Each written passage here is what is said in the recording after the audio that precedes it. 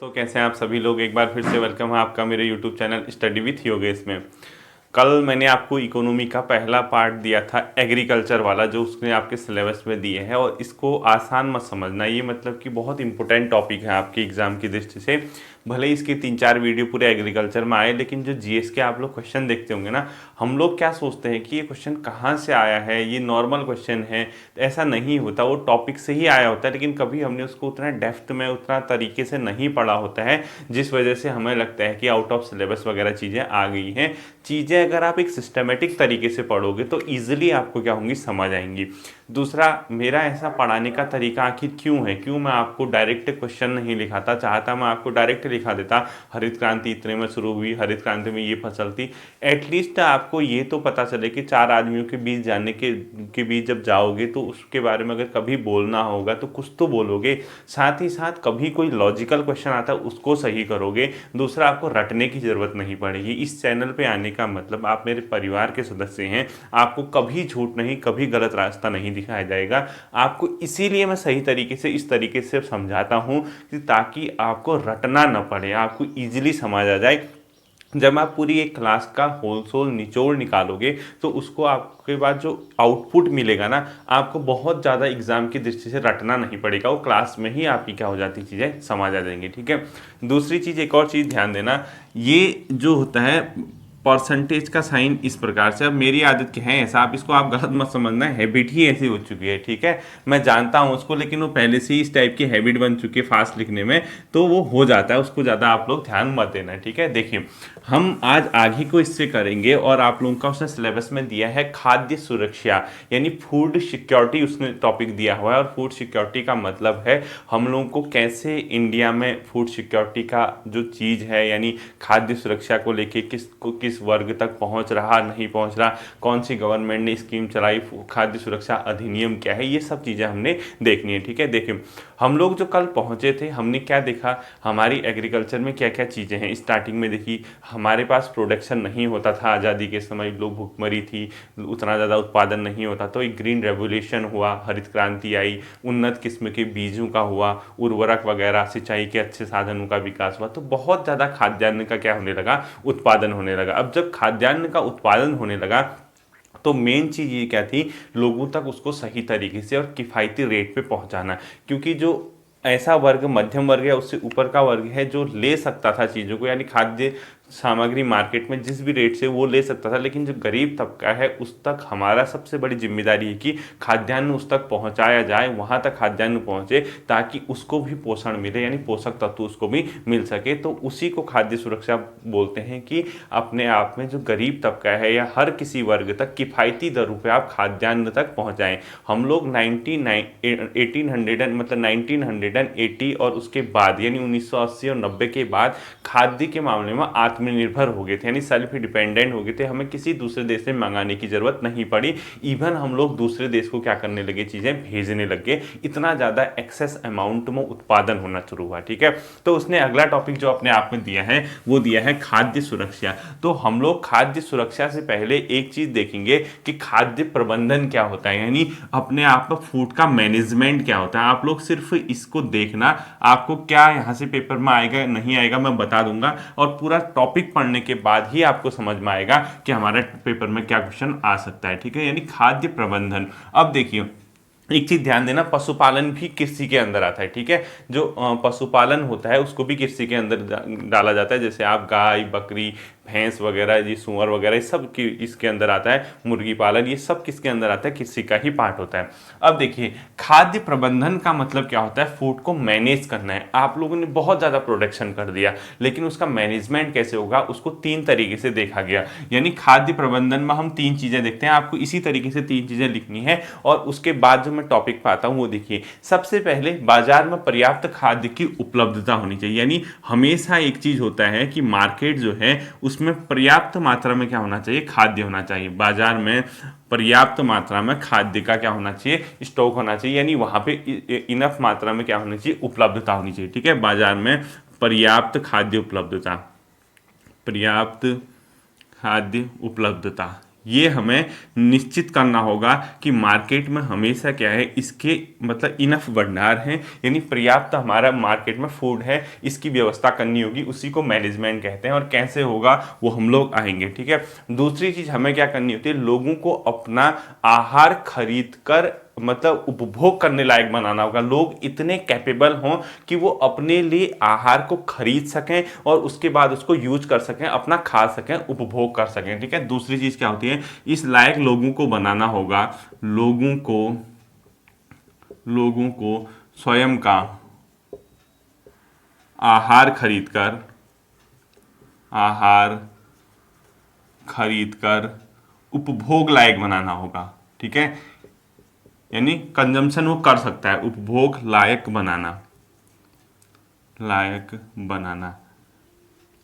और तीसरी चीज क्या होती है, अब तो हम लोग वर्ल्ड लेवल पे जुड़ चुके हैं। पहले हमारी इकोनॉमी बंद अर्थव्यवस्था हुआ करती थी। जब हम देश आज़ाद हुआ, बंद अर्थव्यवस्था का मतलब हम दूसरे देश से आयात निर्यात नहीं करते थे, एक्सपोर्ट इंपोर्ट नहीं होता था। हम लोगों को ये लगा कि हम अपने लेवल पे ही कर लेंगे, लेकिन जब पता चला कि नहीं, ऐसे पॉसिबल नहीं होता, 1991 के बाद हमने पूरी अर्थव्यवस्था को क्या कर दिया, खोल दिया। यानी हम दूसरे देशों के साथ आयात निर्यात हर चीज़ करते हैं। तो आज हम एक वैश्विक स्तर पर जुड़ चुके हैं, विश्व के अन्य देशों के साथ जुड़ चुके हैं। साथ ही साथ हम WTO की भी सदस्य, वर्ल्ड ट्रेड ऑर्गेनाइजेशन जो है उसके भी मेंबर हैं। तो हमें अब क्या करना होता है, वर्ल्ड लेवल पे प्रतिस्पर्धा का सामना करना होता है, ठीक है। यानी प्रतिस्पर्धा का मतलब जो हमारे किसान हैं, फार्मर हैं, हम भी ये चाहते हैं कि हमारे वहाँ भी एक्सेस अमाउंट में उत्पादन हो, हम उसको दूसरे देश में भेज सकें और हमारे पास इनकम अच्छी खासी हो, यानी सरप्लस उत्पादन करना होगा, जिसको अधिशेष बोलते हैं। तो इन तीन चीजों को आप खाद्य प्रबंधन में लेंगे, यानी अतिरिक्त, तीसरा, ठीक है, अतिरिक्त का मतलब सरप्लस जिसको बोलते हैं, अतिरिक्त या अधिशेष, सरप्लस, अतिरिक्त खाद्यान्न। इन तीन चीजों का हमारा टारगेट होता है खाद्यान्न प्रबंधन में। तो बाजार में पर्याप्त खाद्य की उपलब्धता हो, लोगों को स्वयं का आहार खरीदकर उपभोग लायक बनाना हो, तीसरा अतिरिक्त खाद्यान्न की व्यवस्था हो। ये तो खाद्य प्रबंधन होता है, ठीक है, मैनेजमेंट। अब इसके लिए सबसे पहली चीज गवर्नमेंट ने क्या किया, बहुत सी चीजें हैं। आपका एग्जाम UKSSC का अगर आप देते हैं तो मुझे उसके अकॉर्डिंग पढ़ाना है। मैं एक ही चीज उसमें पढ़ाऊंगा, हेडिंग डाल लीजिए न्यूनतम समर्थन मूल्य, और उसको मोस्ट इंपोर्टेंट कर दीजिए, न्यूनतम समर्थन मूल्य, इसी को बोलते हैं मिनिमम सपोर्ट प्राइस, MSP। अखबारों में बहुत सुना होगा न्यूनतम समर्थन मूल्य क्या होता है, MSP अखबारों में आते रहता है। और अभी जो किसान आंदोलन हुए थे दिसंबर 2020, नवंबर दिसंबर, अभी भी चल रहा है वो बीच बीच में, तो न्यूनतम समर्थन मूल्य के लिए भी उनमें एक पॉइंट था। वो किसानों की ये मांग थी कि सरकार ये लिखित आश्वासन दे कि हम न्यूनतम समर्थन मूल्य पे छेड़छाड़ नहीं करेंगे, MSP पे छेड़छाड़ नहीं करेंगे। उसका एक पॉइंट था और इसको इंपोर्टेंट कर देना, ठीक है। न्यूनतम समर्थन मूल्य क्या होता है, MSP। देखिए, खाद्य प्रबंधन में एक किसान ही हम जानते हैं कि उत्पादक होता है, उसी के सारी जिम्मेदारी है कि वो उत्पादन को बढ़ावा दे और सरकार उसको सपोर्ट करे, किसान ही मेहनत करता है। तो न्यूनतम समर्थन मूल्य का मतलब MSP यानी मिनिमम सपोर्ट प्राइस। इस खाद्य प्रबंधन को बैलेंस बनाने के लिए गवर्नमेंट क्या करती है, हस्तक्षेप करती है, यानी इंटरफेयर करती है चीजों में। और इंटरफेयर के रूप में सबसे पहला और महत्वपूर्ण चीज है न्यूनतम समर्थन मूल्य, और न्यूनतम समर्थन मूल्य को बोलते हैं MSP, इंग्लिश में मिनिमम सपोर्ट प्राइस, ठीक है। मैं ऊपर लिख देता हूं MSP। देखिए MSP ये क्या होता है, जैसे किसान क्या करता है, उत्पादक वर्ग है। अब मार्केट में हो सकता है कभी उत्पादन बहुत ज़्यादा हो जाए, मतलब कभी बहुत कम हो, बारिश पे डिपेंड करती है हमारी एग्रीकल्चर, यानी मानसून पे डिपेंड करता है, और मार्केट के रेट ऊपर नीचे होते रहते हैं। तो किसान के साथ इसके साथ अनिश्चितता बनी रहती है। अगर हो सकता है बहुत ज़्यादा उत्पादन कर दिया, खरीदार नहीं मिला, उसकी तो फसल बर्बाद हो जाएगी, वो तो आत्महत्या कर लेगा, उसने उतनी मेहनत की। या कभी बारिश ही नहीं आई, क्या कुछ हो गया, तो बहुत चीज़ें होती है वो, यानी किसान को उसके उत्पादन के मामले में सुरक्षा देने का काम गवर्नमेंट करती है, कि सिक्योरिटी देती है। गवर्नमेंट किसानों से कहती है आप उत्पादन कीजिए, बुआई कीजिए, आपका काम है, आपका माल कोई नहीं भी खरीदेगा, एटलीस्ट इस रेट पे गवर्नमेंट खरीदेगी। यानी गवर्नमेंट उसको पहले ही सिक्योरिटी दे देती है कि आप मार्केट की अनिश्चितता से घबराइए मत, कोई नहीं खरीदेगा, मिनिमम इस रेट पे गवर्नमेंट आपके अनाज को, यानी आपके उत्पादन को खरीद लेगी। उसी को बोला जाता है मिनिमम सपोर्ट प्राइस, यानी एक ऐसा रेट जिस पर गवर्नमेंट किसानों से क्या करती है, उसके उत्पादन को खरीदती है, उसको बोलते हैं एमएसपी यानी मिनिमम सपोर्ट प्राइस। तो ये जो शुरू हुआ था भारत में, ये हुआ था 1966 और 67 के फाइनेंशियल ईयर से इसको शुरू किया गया था। ये इंपॉर्टेंट कर देना, ठीक है। इसमें क्या होता है, ये जो बताने वाली कमेटी है उसका नाम है कृषि लागत एवं मूल्य आयोग की सिफारिश पर, कृषि लागत व मूल्य आयोग की सिफारिश पर, मूल्य आयोग। ये क्वेश्चन भी पूछा जाता है आपसे कि जो एमएसपी है वो किसकी सिफारिश पे लागू होता है, वो कृषि लागत एवं मूल्य आयोग की सिफारिश पर लिखना, ठीक है, मूल्य आयोग की सिफारिश पर। और ये कब से लागू हुआ, मतलब कृषि लागत एवं मूल्य आयोग की स्थापना कब हुई थी, ब्रैकेट में लिख लो जनवरी 1965 में, ठीक है, जनवरी 1965 में इसकी स्थापना हुई थी कृषि लागत एवं मूल्य आयोग। और एमएसपी का निर्धारण कौन करता है, मतलब कौन कहता है, ये करता है कृषि लागत एवं मूल्य आयोग। गवर्नमेंट को सिफारिश देता है और गवर्नमेंट के लिए जरूरी नहीं कि इसकी सिफारिश को स्वीकार करे। अभी एमएसपी का मतलब क्या होता है, कुछ फसलों के साथ गवर्नमेंट क्या करती है, बुआई से पहले किसानों से कहती कि हम इन फसलों की एमएसपी आपको देंगे, मिनिमम सपोर्ट प्राइस देंगे, और अगर आपका माल नहीं बिकता है तो गवर्नमेंट एटलीस्ट उस रेट पे आपको खरीद देगी। तो किसान निश्चित हो जाएगा, बाई चांस मार्केट में अगर कुछ चीज नहीं बिक रही और 150 रुपए केजी कोई चीज है, गवर्नमेंट ने 150 रुपए कह दिया कि हम आपकी दाल खरीदेंगे 150 रुपए पर केजी के हिसाब से, तो किसान तो निश्चित है ना, उसको ये पता है कि कुछ नहीं भी मिलेगा तो मुझे 150 रुपए मिलेगा। इससे ऊपर का प्राइस अगर किसान बेचना चाहता है तो ठीक है। तो एमएसपी क्या होता है, एक ऐसा रेट जिस पर गवर्नमेंट क्या करती है, किसानों से उसके उत्पाद को खरीदती है, उसको भरोसा दिलाती है कि हम इसको एटलीस्ट इस रेट पे खरीदेंगे, ठीक है। तो इसमें लिखो कुछ फसलों के समय, बुआई के समय इसकी घोषणा हो जाती है, यानी कुछ फसलों के साथ बुआई के समय इसमें घोषणा हो जाती है। कुछ फसलों पर, अभी कुछ फसल है एमएसपी में, ठीक है, फसलों पर बुआई के समय घोषणा, बुआई के, अब अखबारों में देखते रहना एमएसपी एमएसपी आएगा, समय घोषणा, ठीक है। अभी जो इसके अंदर है 22+1 फसल, ये मोस्ट इंपोर्टेंट कर देना, पेपर में पूछता है। 22 फसल हैं, इसमें खरीफ की भी हैं, रबी की भी हैं, गेहूं, धान, दाल वगैरह, गन्ना, कपास, ये सब चीज़ें देखने को मिलती हैं। और एक खास है, वो इसको बोलते हैं एमएसपी नहीं है, जो एक है, जो ये एक है, ये अपने आप में क्या है, गन्ने का, यानी गन्ने के लिए उचित एवं लाभकारी मूल्य को रखते हैं, उचित एवं लाभकारी मूल्य को रखते हैं। इसको लिख लीजिए आप, देखिए। तो एमएसपी जो होती है वो 22 फसलों पे दी जाती है वर्तमान में, और एक है गन्ने के लिए, यानी गन्ने के लिए जो देती है सरकार, उसी को, उसको बोला जाता है अपने आप में, यानी गन्ने के लिए एमएसपी का ही एक पार्ट है, उसको बोला जाता है उचित व लाभकारी मूल्य, ठीक है। गन्ने के लिए, कि गन्ने किसानों का अलग मुद्दा है ना, उचित व लाभकारी मूल्य, उचित व लाभकारी मूल्य की सरकार इसमें घोषणा करती है। यानी ओवरऑल अपने आप में एमएसपी क्या है, अगर आपसे पेपर में आता है तो सीधे सीधे मतलब है किसानों की सुरक्षा के लिए, किसानों की उत्पाद सुरक्षा के लिए सरकार द्वारा पहले ही किया जाने वाला एक प्रॉमिस टाइप का एक वादा है कि हम लोग इसको एटलीस्ट इस रेट पे खरीदेंगे, ठीक है। तो इसके बाद क्या करते हैं, सरकारी एजेंसी द्वारा फसल खरीद पर भुगतान किया जाता है, और ये होता है किसके लिए, कृषि उत्पादों की सुरक्षा के लिए। यहाँ लिखो कृषि उत्पादों की सुरक्षा है, तो अब एमएसपी समझ आ गया होगा, उत्पादों की सुरक्षा है, तो कि हम आपको सिक्योरिटी देते हैं, हम एटलीस्ट सुरक्षा पर इस पे खरीदेंगे। और उसके बाद जब ये सब हो जाता है तो सरकारी की एजेंसियां होती हैं, सरकार के निगम होते हैं, जैसे आपने खाद्य सुरक्षा निगम, तो ये आपने ये फॉर्म भी देते हैं एफसीआई वगैरह के, तो ये सब चीज़ें क्या करती है, उस चीज़ को खरीदने का काम करती है। तो यहाँ पे लिखो सरकारी एजेंसियों द्वारा खरीदा जाता है, सरकारी मतलब इस चीज़ को, ठीक है, जो एमएसपी भी हो तो सरकारी एजेंसियों द्वारा फसल खरीद पर भुगतान किया जाएगा, सरकारी एजेंसी द्वारा फसल खरीद पर भुगतान किया जाता है, ठीक। अब देखिए यहाँ से क्वेश्चन क्या आता है, मैं आपको सीधे सीधे बताता हूँ। एक तो एमएसपी का फुल फॉर्म पूछता है, मिनिमम सपोर्ट प्राइस, ठीक है। दूसरा कब से लागू हुआ, किस फाइनेंशियल ईयर से, 67 और 66 67। कौन एमएसपी के लिए घोषणा करता है, मतलब कौन बताता है, तो कृषि लागत एवं मूल्य आयोग। कृषि लागत एवं मूल्य आयोग की स्थापना कब हुई थी, जनवरी 1965 में। वर्तमान समय में एमएसपी कितने फसलों पे दिया जाता है, 22, और एक गन्ने पे दिया जाता है, जिसको बोला जाता है उचित व लाभकारी मूल्य, ठीक है। अब देखिए आपको एक और चीज क्या पता, क्वेश्चन में पेपर ये पूछा जा सके, कि करंट अफेयर से हमें जुड़ना होता है, इसको मोस्ट इंपोर्टेंट कर देना। फाइनेंशियल ईयर 2018 में क्या हुआ था? 2018-19 के फाइनेंशियल ईयर में निर्मला सीतारमन जी, जो हमारी फाइनेंस मिनिस्ट्री में है अभी 2018-19 में, इन लोगों ने एक घोषणा की इस फाइनेंशियल ईयर में।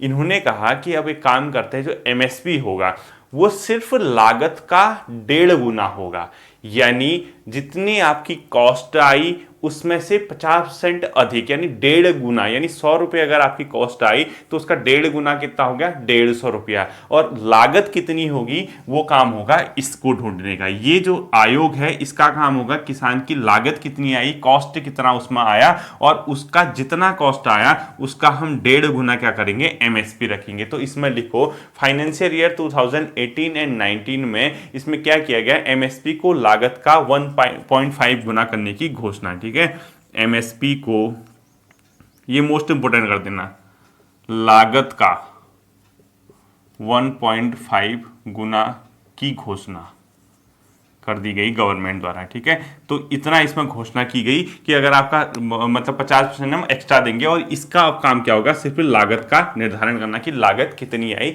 ये बताता है। ये था आपका एमएसपी। ठीक है, अब जो टॉपिक उसने सिलेबस में दिया है उसको हेडिंग डाल दीजिए खाद्य सुरक्षा, यानी फूड सिक्योरिटी जिसको बोलते हैं, और हम खाद्य सुरक्षा भी देखेंगे, खाद्य सुरक्षा अधिनियम भी देखेंगे, एक्ट। ठीक है, तो लिख लीजिए खाद्य सुरक्षा यानी फूड सिक्योरिटी। खाद्य सुरक्षा आखिर होती क्या है? ठीक है, ये देखना है। अब देखिए, आप लोग सब जानते हैं, हमें क्या होगा था, ग्रीन रेवोल्यूशन मैंने इसीलिए पढ़ाया ताकि आपको समझ आ सके।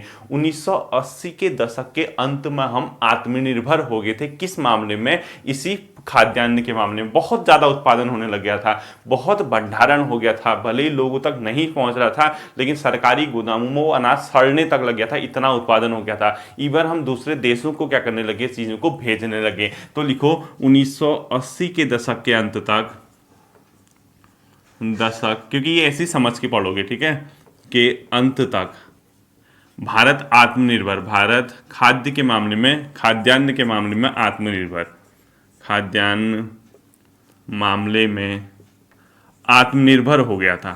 आत्मनिर्भर यानी हम लोगों को किसी दूसरे देश पे डिपेंड रहने की जरूरत नहीं थी, इतना हम लोगों ने क्या कर दिया था? उत्पादन कर दिया था।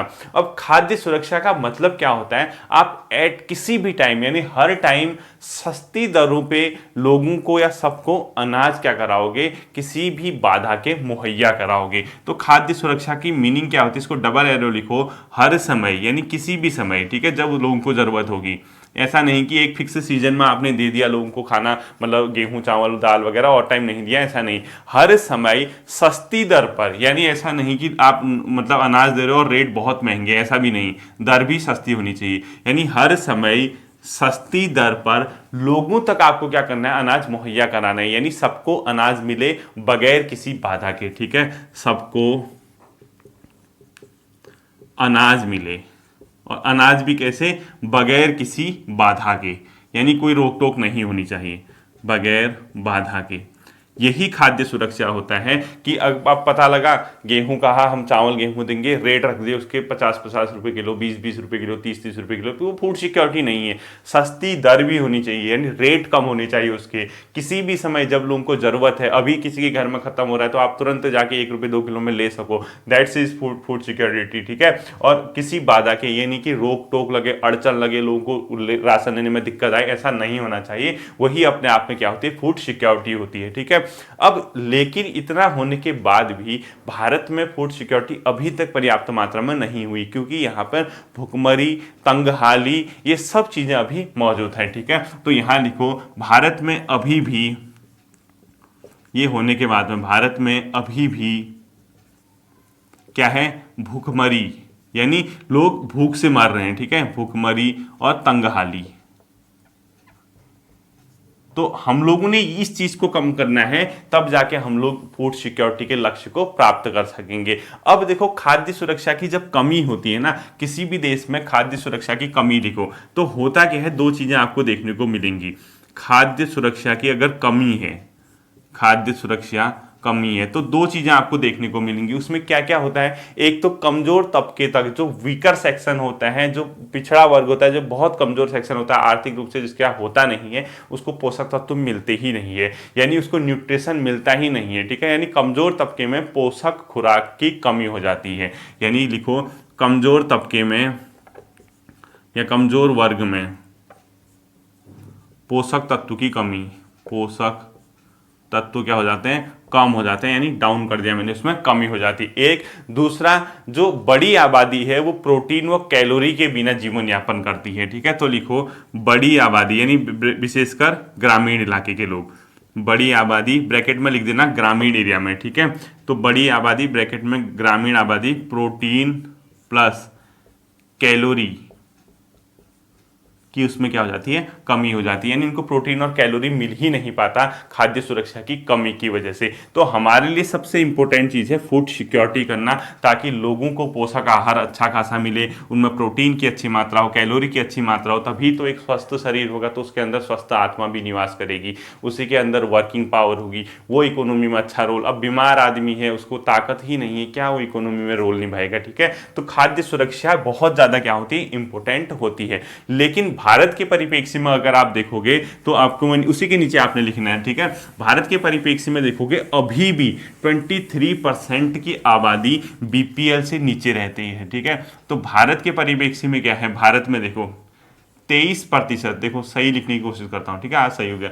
23% आबादी जो है वो क्या रहती है, बिलो पॉवर्टी लाइन। 23% आबादी बीपीएल में है, यानी गरीबी रेखा से नीचे। अभी बीपीएल एपीएल क्या होता है, मैं आपको गरीबी टॉपिक दिया उसमें समझाऊंगा। ठीक है, बीपीएल परिवार वाले हैं 23% से अधिक आबादी। तो खुद ही सोचो, जिनको दो टाइम का खाना मुहैया नहीं हो पा रहा, उनके लिए प्रोटीन और कैलोरी कितनी दूर की बात है, यानी खाद्य सुरक्षा से हम अभी बहुत ज़्यादा कहें दूर हैं। और इसके साथ साथ इन लोगों में से भारत में एक आंकड़ा बताता है, लगभग 20 करोड़ की आबादी कुपोषित है, यानी उनको सही पोषण नहीं मिलता, जो कि पूरी विश्व की आबादी का 24% इंडिया में है।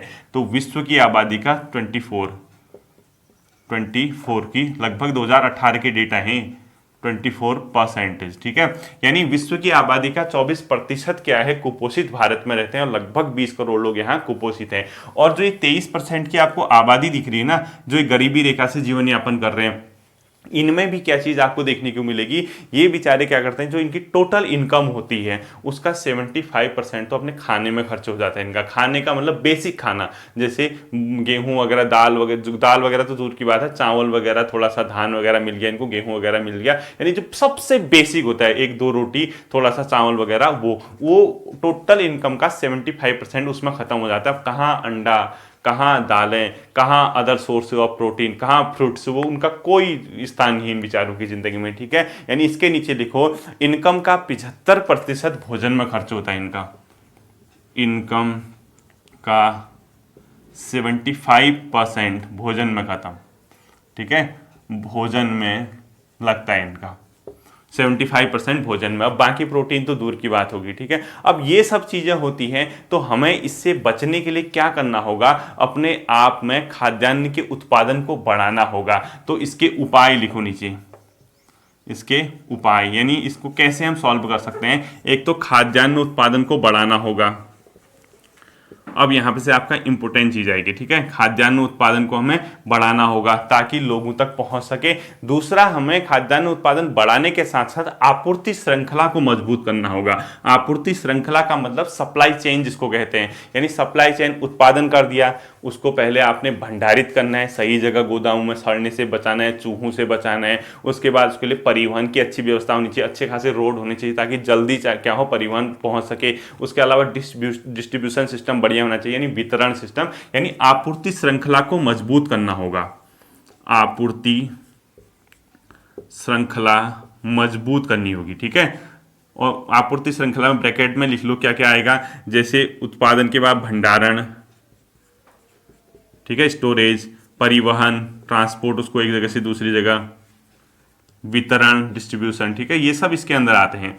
ये हमें करना होगा, तब जाके हम लोग बच सकते हैं, मतलब फूड सिक्योरिटी के लक्ष्य को प्राप्त कर सकते हैं। अब ऐसा नहीं है कि गवर्नमेंट ने कुछ नहीं किया, गवर्नमेंट बहुत से क्या करती है, रोजगार कार्यक्रम लाती है, खाद्य सुरक्षा कार्यक्रम लाती है। तो question UK triple S C हो या कोई भी आयोग हो, वो ऐसे ही पूछता है, वो बीच में से एक योजना पूछ देता है। हम लोगों को लगता है कि सरकार की योजनाएं रट के काम बन जाएगा, उसको पता है कि ये थ्योरेटिकल चीज है, ये समझने वाली चीज है, इसको समझेंगे तभी इनको योजना का कॉन्सेप्ट समझ आएगा। अब देखो, हमने खाद्य सुरक्षा पढ़ा, आप लोग स्मार्ट होंगे, स्मार्ट वर्क करते होंगे, आप लोग क्या देखेंगे भारत में, जैसे आपने इकोनॉमी लुसेंटी है, आप उन योजनाओं को छांट देंगे जो भारत में खाद्य सुरक्षा से संबंधित है। तो अगला लिखो, भारत सरकार की कुछ महत्वपूर्ण योजनाएं, जिसको खाद्य योजनाएं, यानी भारत सरकार की कुछ महत्वपूर्ण खाद्य योजनाएं। ठीक है, बाकी आप लोग लिखोगे, मैं आपको हिंट दे देता हूं कि कैसे कैसे क्वेश्चन यहां से पूछे जाते हैं।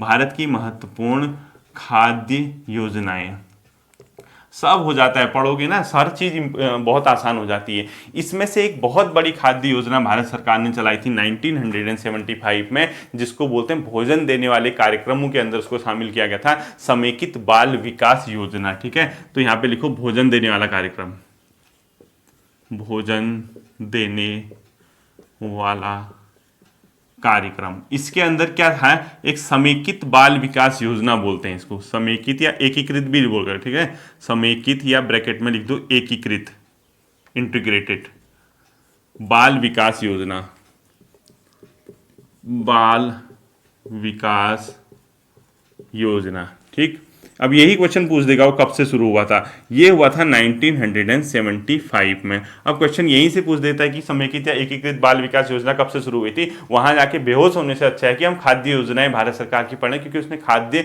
सुरक्षा टॉपिक में दिया है। इसको शॉर्ट में बोलते हैं ICDS, यानी इंटीग्रेटेड चाइल्ड डेवलपमेंट, यानी ICDS स्कीम। ठीक है, integrated child development scheme, ICDS बोला जाता है। 1975 में इसको लागू किया गया था। इसमें क्या था, जो 6 वर्ष से कम बच्चे हैं, 6 साल से कम उम्र के बच्चे हैं, या जो गर्भवती महिलाएं हैं, या जो स्तनपान कराने वाली महिलाएं हैं, यानी दूध पिलाने वाली महिलाएं हैं, तो उनके लिए क्या था, पोषक आहार उपलब्ध कराने से संबंधित था। अब हमने डिटेल योजना की नहीं पढ़नी है, हमने सिर्फ ये क्वेश्चन पूछता है कि कब शुरू हुई थी। तो इसमें सीधे लिख दो 6 वर्ष से कम उम्र के बच्चे तथा 6 वर्ष से कम उम्र के बच्चे प्लस, यानी टारगेटेड समूह था ये, ठीक है, गर्भवती महिलाएं प्लस स्तनपान कराने वाली महिलाएं, यानी छोटे बच्चों को जो दूध पिलाने वाली महिलाएं, ठीक है, स्तनपान वाली महिलाएं। इसका क्या थी, लक्षित समूह थी, यानी इसका टारगेटेड ग्रुप था कि इनको इसका फायदा दिया जाए। दूसरा, ऐसी भोजन योजना सरकार ने शुरू की, उसको बोला जाता है मिड डे मील योजना, यानी अपने आप में दोपहर भोजन देती थी, मिड डे दोपहर भोजन, ठीक है, मध्याह्न योजना, मिड डे मतलब जो इसको लिख लेना ब्रैकेट में आप लोग, मध्याह्न भोजन योजना, ठीक है, मिड डे मील स्कीम करो, मिड डे मील स्कीम, यानी ब्रैकेट में लिखो मध्याह्न भोजना। यानी इसमें क्या करते थे, सरकार स्कूलों में बच्चों को भोजन कराती है मध्याह्न के टाइम पे। आप लोगों ने देखा होगा प्राइमरी स्कूल, अब तो जो गवर्नमेंट स्कूल है वहाँ मध्याह्न भोजन चलता है, मिड डे मील स्कीम। ये जो शुरू हुई थी, ये जो स्कीम हुई थी 15 अगस्त, ये भी खाद्य सुरक्षा का हिस्सा है, ठीक है, 1995 में। और इसको पूरे संपूर्ण देश में जो लागू किया गया था, हर ब्लॉक में जो लागू किया गया था, उसके 2 सालों बाद किया गया था 1997-98 में, ठीक है, यानी 1997-98 से इसको संपूर्ण ब्लॉक यानी देश के संपूर्ण ब्लॉक्स में, इसको ब्लॉक जितने भी होते हैं वहां लागू कर दिया गया। तो ये क्वेश्चन दूसरा पूछता है, मिड डे मील स्कीम कब से शुरू हुई। अब ये मत कहना सर सबसे पहले किस राज्य में हुई, ये आपका काम है, आप लोगों को भी तो काम करना होगा, सबसे पहले क्या तमिलनाडु में हुई या कहाँ हुई, सब आप करोगे, ठीक है। तो ये मिड डे मील स्कीम था, ये भोजन देने वाली योजना थी। इसके साथ साथ गवर्नमेंट ने क्या किया, एक पहले PDS सिस्टम चलता था, यानी पब्लिक डिस्ट्रीब्यूशन सिस्टम जिसको कहते हैं, ठीक है, तो उसमें वितरण करती है सरकार। तो सरकार ने उसको हटाते हुए एक नया स्कीम लाया, मतलब वो तो चली ले, उसको बोलते हैं लक्षित वितरण प्रणाली, यानी अपने आप में टारगेट कर दिया कि कौन सा समूह होगा, लक्षित सार्वजनिक वितरण प्रणाली। तो नेक्स्ट लिखो आप लोग, लक्षित सार्वजनिक वितरण प्रणाली, ताकि लोगों को टारगेट किया जाए, कौन से गरीब हैं, किसको जरूरत है, लक्षित सार्वजनिक, पब्लिक, ठीक है, इसको पब्लिक बोलते हैं, वितरण डिस्ट्रीब्यूशन प्रणाली सिस्टम, यानी PDS, लेकिन टारगेटेड, TPDS बोला जाएगा इसको, ठीक है, टारगेटेड पब्लिक डिस्ट्रीब्यूशन सिस्टम, यानी लक्षित सार्वजनिक वितरण प्रणाली। राज्यों से कहा गरीब वर्ग को, वंचित वर्ग को सिलेक्ट करो, किसको जरूरत है उसके हिसाब से इसमें टारगेट किया गया, और ये शुरू हुआ था जून 1997 में। तो क्वेश्चन सीधे ऐसे ही पूछते हैं खाद्य सुरक्षा से, जून 1997 से, ठीक है। उसके बाद एक और योजना आई जिसको बोलते हैं अंत्योदय अन्न योजना, यानी अंत्योदय गरीबों में भी गरीब, यानी हर कोई गरीब नहीं होता। देखो जैसे बाई चांस एक ये है एक अपने आप में, और हमने कहा जो परिवार 1,000 रुपये प्रति माह से कम कमाता होगा वो क्या होगा, गरीब होगा, इसको आप मानते हैं। यानी अगर ये 1,000 रुपये है, इससे नीचे सब क्या हो गए, फिर गरीब हो गए, मानते हैं आप इस चीज़ को। लेकिन अब एक आदमी है 999 रुपये कमा रहा, ये भी गरीब हो गया, और एक आदमी यहाँ है ये 99 कमा रहा, ये भी गरीब हो गया। तो बताइए 99 और 999 में तो अंतर आ गया ना, ये कम से कम 999 तो कमा रहा, अब ये 99 कितना कम हो गया, तो जो सबसे नीचे ये हुआ गरीबों में भी गरीब, यानी गरीब है उसमें भी गरीब, उनको बोला जाता है अंत्योदय, ठीक है। यानी गवर्नमेंट ने एक और स्कीम चलाई, उसको बोला जाता है अंत्योदय अन्न योजना। तो इसको लिख लीजिए अंत्योदय अन्न योजना। ये मोस्ट इंपोर्टेंट योजनाएं हैं खाद्य सुरक्षा की, फिर मत कहना सर आप पढ़ाते नहीं हो। देखो अंत्योदय अन्न योजना दिसंबर सन 2000 में शुरू की गई थी, दिसंबर 2000 में, और अन्नपूर्णा योजना भी बोलते हैं, ठीक है, अन्नपूर्णा भी 2000 में कर देना, अन्नपूर्णा ये भी 2001 में हुई थी, 2001 में, ठीक है। तो इसमें क्या होता है, स्टार्टिंग में गवर्नमेंट ने क्या किया, प्रारंभ में 25 केजी क्या करती थी गवर्नमेंट को पर महीने राशन देती थी, जो अंत्योदय अन्न में होता था। वर्तमान में इसको क्या कर दिया, 35 केजी, अब क्या हो गया 35, वर्तमान का मतलब 2002-03 से कर दिया था, लेकिन वर्तमान समय में इसमें 35 केजी अंत्योदय अन्न योजना में क्या करती है गवर्नमेंट, एक परिवार को राशन देती है। पहले क्या था, 25 केजी था स्टार्टिंग में, ठीक है, पहले ये था सन 2002 के आसपास से इसको कर दिया, ठीक है। वर्तमान ये था आपका खाद्य योजना। अब जो नेक्स्ट स्कीम आती है उसका भी नाम लीजिए रोजगार योजना। देखो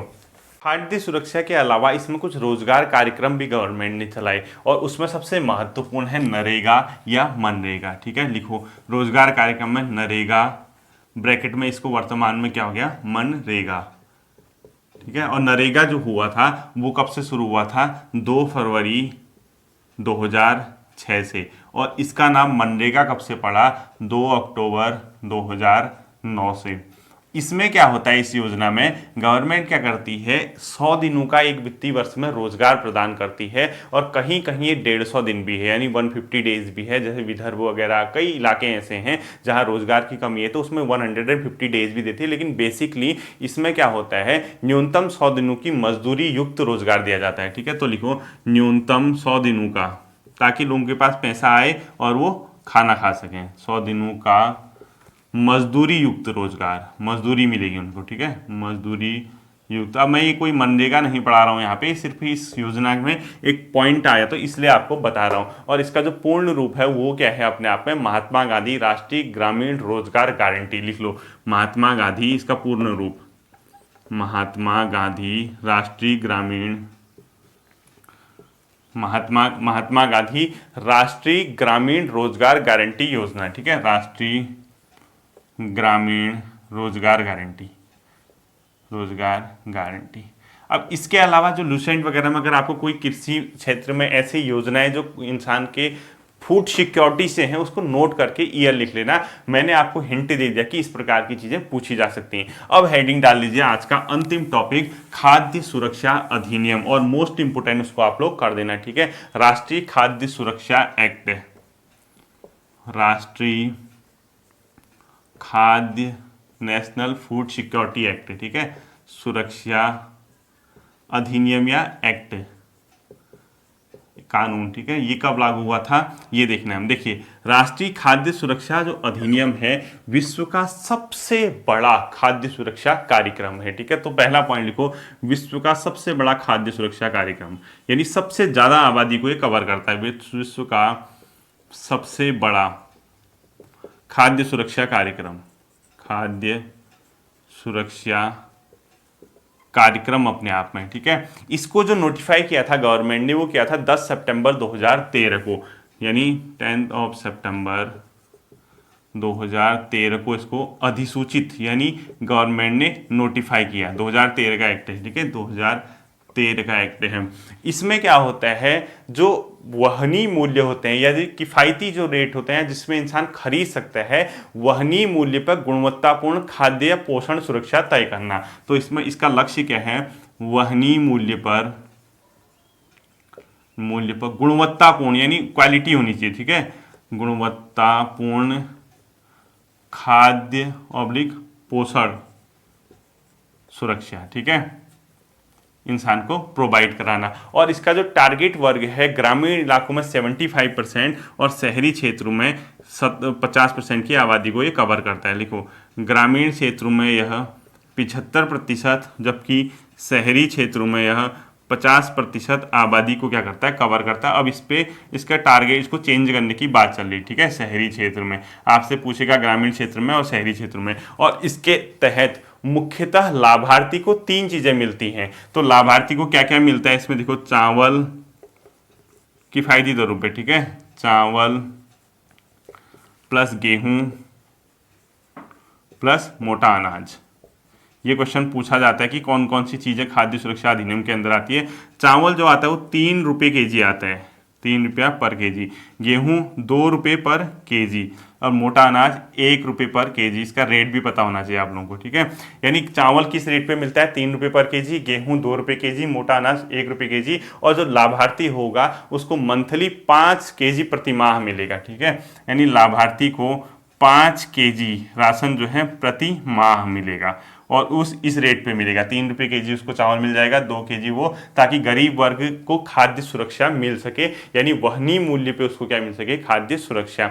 साथ ही साथ इसमें एक और चीज की गई है, जो गर्भवती, उसको लिखने की जरूरत नहीं है, लिख रहे हो तो बोलते बोलते लिख लो मेरे, ठीक है। जो गर्भवती महिलाएं हैं या जो स्तनपान कराने वाली महिलाएं हैं, जब उनका बच्चा 6 माह से ऊपर का हो जाता है तो गवर्नमेंट 6,000 रुपये उसको क्या देती है, मातृत्व सुरक्षा के लिए, उसके पोषण के लिए देती है। अब लोगों के अंदर उतनी जागरूकता है नहीं तो ये पता नहीं चल पाता। साथ ही साथ ऐसी महिला जो किसी परिवार में 18 साल से ऊपर की हो चुकी है, उसके नाम पे ही क्या होगा ये योजना, मतलब उसी लाभार्थी, उसी को मेनली माना जाएगा, उसके नाम पे राशन कार्ड होगा। बाय चांस किसी घर में महिला नहीं है 18+ तो उसके पुरुष सदस्य को क्या किया जाएगा, इसके राशन कार्ड डिस्ट्रीब्यूट किया जाएगा, उसके नाम पे होगा, ठीक है। तो ये था आपका खाद्य सुरक्षा, राष्ट्रीय खाद्य सुरक्षा अधिनियम। तो आप लोगों को इसको इसी तरीके से तैयार करना है। उम्मीद करता हूं आप लोगों को ये सेशन समझ आया होगा। समझ आया तो कमेंट करके जरूर बताना। फिर मिलते हैं आपके साथ अगले सेशन में। ध्यान रखिए। Thank you.